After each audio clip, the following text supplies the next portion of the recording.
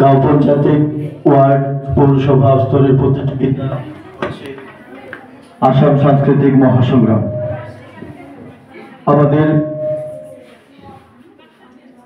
আমাদেরকে উপায়ুক্ত ডিসি কার্যালয় থেকে নিযুক্ত করা হয়েছে।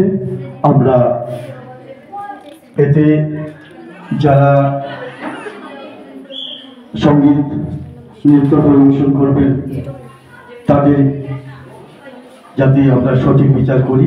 পয়লাপুর সঙ্গীত বিদ্যালয়ের অধ্যক্ষ রয়েছেন সোমা রায় লক্ষ্মীপুর থেকে, রয়েছেন দীপারানী মালিক, রয়েছেন নৃত্যের জয়মতী সিনহা।